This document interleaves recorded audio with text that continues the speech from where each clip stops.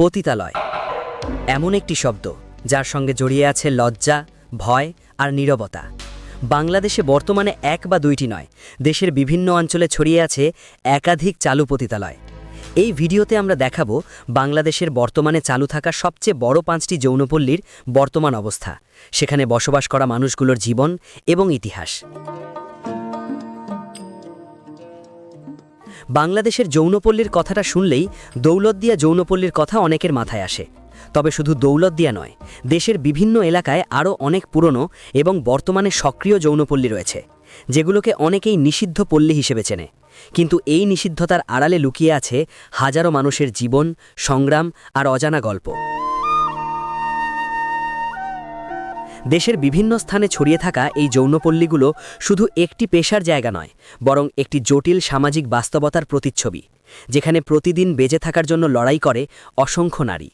চলুন তাহলে একটি লাইক দিয়ে শুরু করা যাক আজকের ভিডিও। বাংলাদেশের পতিতালয়ের কথা উঠলেই প্রথমেই আসে দৌলতদিয়া যৌনপল্লীর কথা। রাজবাড়ী জেলার গোয়ালন্দ উপজেলার ফেরিঘাটের পাশে অবস্থিত এই পল্লীটি বাংলাদেশের সবচেয়ে বড় এবং দক্ষিণ এশিয়ার অন্যতম বৃহৎ যৌনপল্লীগুলোর একটি হিসেবে পরিচিত। এখানে আনুমানিক 1500 থেকে 2000 নারী বসবাস করে, যার মধ্যে প্রায় 1300 থেকে 1500 জন নিয়মিত এই পেশার সাথে যুক্ত। প্রতিদিন আনুমানিক কয়েক হাজার মানুষের যাতায়াত হয় এই এলাকায়। দৌলতদিয়ার নারীদের জীবনের গল্প সবার একরকম না। অনেকে এখানে এসেছেন প্রতারণার শিকার হয়ে, কেউ এসেছেন চরম দারিদ্র্যের কারণে, আবার কেউ জন্ম থেকেই এখানের বাসিন্দা। যারা এখানে জন্মেছেন তাদের কাছে বাইরের সমাজ একেবারেই অচেনা। তারা জানে না এই গলির বাইরে জীবন কেমন। দৌলতদিয়া যৌনপল্লীর ভেতরে রয়েছে সরু গলি, ছোট ছোট ঘর এবং ঘন বসতিপূর্ণ পরিবেশ, যেখানে ব্যক্তিগত জীবন বলার মতো কিছু থাকে না। আমাদের চ্যানেলে ইতিমধ্যে দৌলতদিয়া পতিতালয় নিয়ে বাস্তবিক কয়েকটি ভিডিও রয়েছে, চাইলে দেখে নিতে পারেন। অনেক নারী এখানে দীর্ঘদিন ধরে বসবাস করে এবং তাদের সন্তানরাও একই পরিবেশে বড় হয়ে ওঠে, যা তাদের ভবিষ্যৎকে অনেক সময় সীমাবদ্ধ করে দেয়। দৌলতদিয়া যেন একটি আলাদা পৃথিবী, যেখানে বাইরের সমাজের নিয়ম অনেকটাই ভিন্ন। দৌলতদিয়া যৌনপল্লীতে 12 মাসই দিনরাতে থাকে অত্যন্ত ব্যস্ততা। গলিতে গলিতে থাকে ভিড়, খদ্দেরদের ডাকাডাকি আর চারপাশে থাকে কোলাহল। বর্তমানে দৌলতদিয়ায় সবচেয়ে বড় সমস্যা হল অনিশ্চয়তা। আয় স্থির নয়, বয়স বাড়ার সঙ্গে সঙ্গে কাজের সুযোগ কমে আসে, আর ভবিষ্যৎ নিয়ে ভয় বাড়তে থাকে। তবুও প্রতিদিন এখানকার মানুষ ঘুম থেকে ওঠে, কারণ তাদের কাছে বেঁচে থাকাটাই এখন সবচেয়ে বড় লড়াই। দৌলতদিয়া পতিতালয় নিয়ে আপনার কিছু বলার থাকলে কমেন্ট করুন। আজকের ভিডিওর দ্বিতীয় স্থানে রয়েছে কান্দাপাড়া যৌনপল্লী। কান্দাপাড়া পতিতালয় টাঙ্গাইল শহরের একেবারে ভেতরেই গড়ে ওঠা একটি পুরনো নিষিদ্ধ পল্লী। প্রায় 200 বছরের পুরনো এই পল্লীটি 2014 সালে একবার উচ্ছেদ করা হলেও পরবর্তীতে আইনি লড়াইয়ের মাধ্যমে যৌনকর্মীরা আবারও সেখানে ফিরে আসেন। বর্তমানে এখানে কয়েকশো নারী বসবাস করে। এই পল্লীর অন্যতম বৈশিষ্ট্য হল এর ঘন বসতিপূর্ণ পরিবেশ এবং সংকীর্ণ গলিপথ, যেখানে প্রতিদিন অসংখ্য মানুষের যাতায়াত হয়। এখানে বসবাসকারী মানুষদের জন্য স্বাস্থ্যসেবা, নিরাপত্তা এবং শিক্ষা একটি বড় চ্যালেঞ্জ। অনেক সময় সামাজিক স্বীকৃতির অভাবে তারা মূলধারার সমাজ থেকে বিচ্ছিন্ন হয়ে পড়ে। বর্তমানে কান্দাপাড়ায় আগের মতো ব্যস্ততা দেখা না গেলেও থেমে নেই এখানকার নারীদের জীবন সংগ্রাম। খদ্দেরের সংখ্যা কমেছে, আয়ও আগের তুলনায় অনেক কম। অনেক সময় দিনের পর দিন কোনো কাজ না থাকলেও নারীরা এখানেই বসে থাকেন অজানা কারো অপেক্ষায়, কারণ বাইরে যাওয়ার মতো নিরাপদ কোনো পথ তাদের সামনে নেই। তৃতীয় স্থানে রয়েছে ফরিদপুরের রথখলা পতিতালয় এবং সন্ধ্যাবাজার যৌনপল্লী। এই দুটি পল্লী দীর্ঘদিন ধরে দেশের পুরনো এবং পরিচিত যৌনপল্লীগুলোর মধ্যে অন্যতম।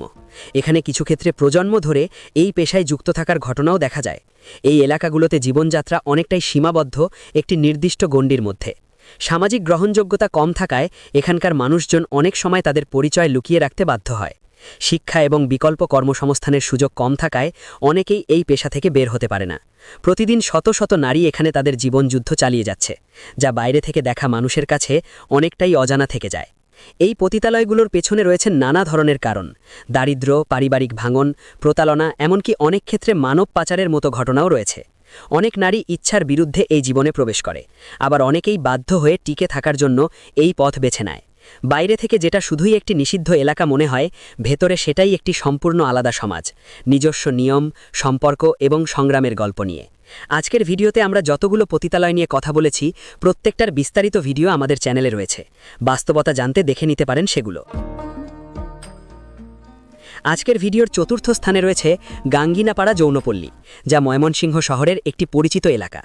আয়তনের দিক থেকে এটি দেশের বড় যৌনপল্লীগুলোর একটি। এখানে বহু নারী স্থায়ীভাবে বসবাস করে এবং প্রতিদিন বিভিন্ন এলাকা থেকে মানুষ এখানে আসে।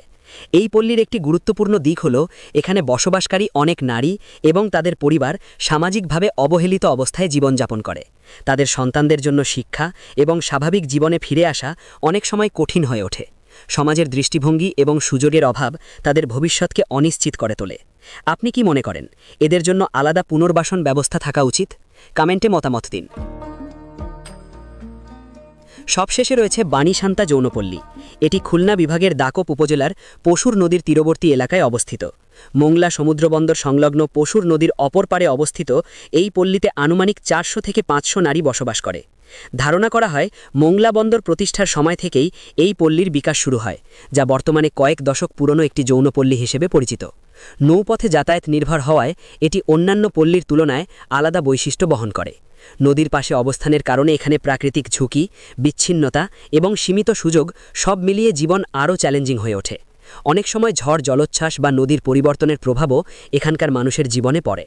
বর্তমানে বাণীশান্তার চিত্র আরও কঠিন। এখানে খদ্দের খুবই কম, আয় সীমিত আর অনিশ্চয়তা বেশি। অনেক সময় দিনের পর দিন কোনো কাজ না থাকলেও নারীরা এখানেই থাকেন, কারণ অন্য কোনো পথ তাদের সামনে খোলা নেই। শহরের মতো বিকল্প যোগাযোগ বা গোপন ব্যবস্থাও এখানে তেমন নেই। সবশেষ বলা যায়, এই পতিতালয়গুলো শুধুমাত্র একটি পেশার স্থান নয়, এগুলো সমাজের এক কঠিন বাস্তবতা। দারিদ্র্য, শিক্ষা অভাব, সামাজিক বৈষম্য এবং নানা কারণে অনেক নারী এই জীবনে জড়িয়ে পড়ে। আমরা অনেক সময় তাদের বিচার করি, কিন্তু খুব কমই তাদের গল্পটা বুঝতে চেষ্টা করি। তাই এই বিষয়গুলোকে দেখার সময় আমাদের দরকার একটু ভিন্ন দৃষ্টিভঙ্গি, মানবিক দৃষ্টিভঙ্গি। প্রিয় দর্শক, এই ডকুমেন্টারিটি যদি আপনাকে ভাবতে বাধ্য করে, যদি মনে হয় এই বাস্তব কথাগুলো জানা জরুরি, তাহলে ভিডিওটিতে লাইক দিন। আপনার মতামত এবং পরবর্তীতে কোন স্থান বা কোন দেশ নিয়ে ভিডিও দেখতে চাচ্ছেন কমেন্টে জানান। আপনার মূল্যবান মতামত আমাদের পরবর্তী ভিডিও তৈরিতে অনেক সাহায্য করে। আর এমন বাস্তব